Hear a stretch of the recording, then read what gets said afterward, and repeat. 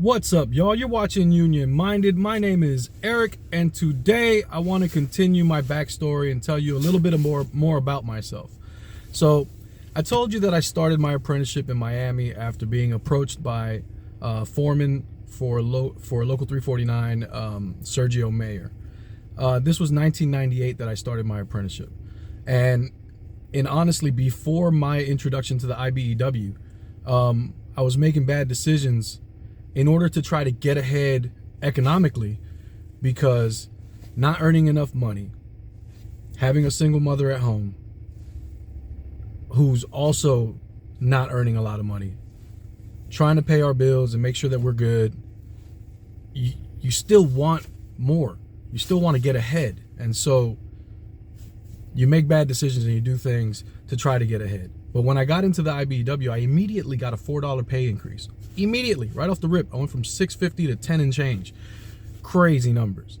So I didn't have to make bad decisions anymore. However, I was still with my friends. My friends were my friends from childhood, from when I was very young. And so we were still all kicking it. We were still all together after work and being our friend group. And so that entailed a lot of late nights. And you got to remember, at this time, I'm 20, 21, 22. I'm at the age where I'm starting to go out clubbing. I still got to get to work in the morning. And the one thing that I can say that I got from my mother was my work ethic. My mother dealt with the divorce and raising 3 children at the poverty line by being a functioning alcoholic.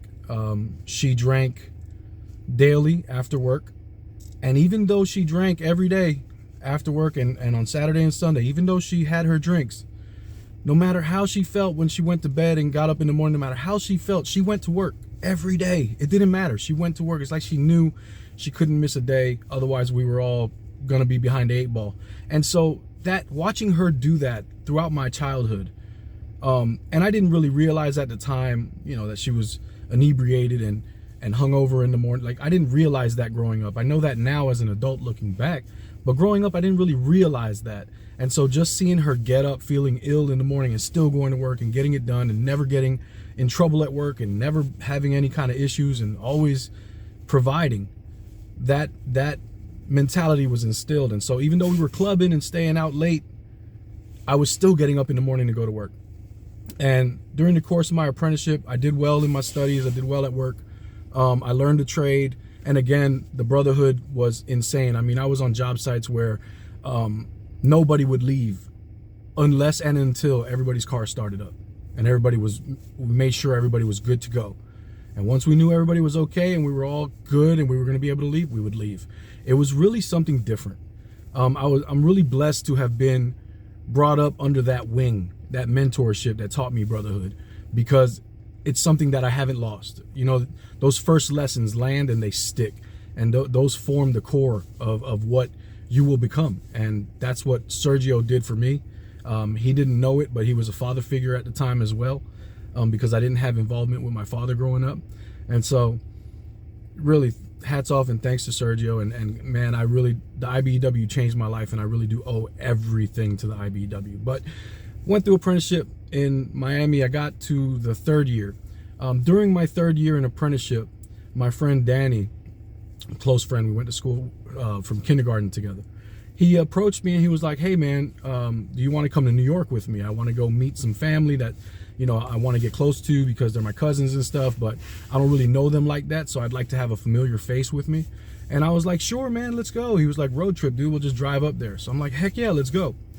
So we took a drive up to New York in 2001, and I don't know if you remember Mary J. Blige's song, "Let's get it crunk, you're gonna have fun all on up in this jamboree, we got it." You know what I'm talking about? That song was new that year, and Danny played that thing on repeat for a 17-hour, 18, 19-hour drive to New York from Miami. It was, I can't stomach that song now. The only reason it's nostalgic to me now is because I met my wife on that trip. So when we went to New York, we stayed at his cousin's house.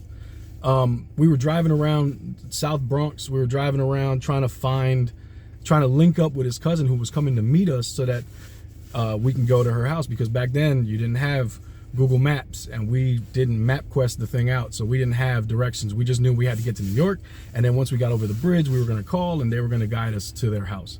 And so we're driving up and down the street, and we keep missing Southern Boulevard. We just keep missing it. So finally, we find a street to turn on, and here is this beautiful girl leaning against a chain link fence. She's wearing blue jeans and a white t-shirt with blue sleeves, like a baseball type t-shirt, hair in a ponytail, and just gorgeous. And I was smitten. And I didn't think nothing of it other than, man, that girl's really pretty. It turns out that's his cousin. That's who we were meeting. And so we went to her house and we stayed there. I met his aunt, I met his uncle, I met his cousins and everything else, and that's where we stayed. And I got to know Jess during that week, and her personality matched her looks and everything. I mean, I was smitten. And so we exchanged phone numbers, and we headed back to Miami. I didn't get across the George Washington Bridge before we were on the phone already. And so we were on the phone a lot. When I got back to Florida, we decided we would have a long distance relationship. That went on for months, and eventually in February I said, you know what, I'm moving to New York. I can't just stay like this. I gotta leave. And in my naivety, I thought I'd be able to just go to New York and jump into the apprenticeship there and just go on, but it didn't work out that way. I moved to New York, and I couldn't get into the apprenticeship in Local 25. It just wasn't happening. So I worked non-union with Simone Electric, and I got to experience what non-union work, electrical work, was like versus the IBEW. And I gotta tell you, it was a rude awakening. 9 o'clock came around my first day, and I'm like, all right, man, it's time to take break. He was like, break? What break? We got a job to do. And I was like, what? I was miserable for a very long time working with Bob, but I learned a lot under Bob. He was a very good electrician. The non-union pace is not for me, but you do what you got to do to feed yourself. Now, we got married in 2004, and we got 3 beautiful kids. But in 2004, we got married and we got our own place and started thinking about having a family, and I wasn't making enough money. And I told her, I was like, I really can't stand living up here. I'm not making enough money. How are we supposed to raise kids with these wages? And I said, we need to get back to Miami where I can get back into the union. And she was like, oh, but Miami's so far. And so she had family in Virginia. And I called down to Virginia to see what the possibilities were, because if I can get into the union in Virginia, then that works too. You know what I mean? I already left Miami. I don't have to go back to Miami. And so I called, and I can't remember who I spoke to, but they told me that, yeah, the work picture was good. And with my experience, if I could prove it with W-2s, I'd be able to get started as a R8 and test for the apprenticeship and all that good stuff. And so the decision was easy, because Virginia was cheaper to live, and the wages were going to be better than if I went to Miami, where it was going to be more expensive and the pay scale's lower. And so I went to Virginia, and I started working in Virginia in 2006 for Free State as an R8. I started my apprenticeship in the fall the same year, and I graduated in 2011. I'll tell you more about my apprenticeship and graduation and stuff in the next video, but I wanted to tell you that the IBEW saved my life, and my wife and family made my life complete. And they are both the reason behind me going as hard as I go. My wife and my kids, because I'll die for them. There's nothing I wouldn't do to protect my family and to keep them safe and well taken care of. At the same token, the IBEW saved me from a life that I knew wasn't going to end up anywhere positive. And it gave me the opportunity to not have to make bad decisions, to be able to provide for my family, to have health care, to be able to be involved in my community. IBEW has done so much for me that I could never repay it back. And so that's why I go as hard as I do.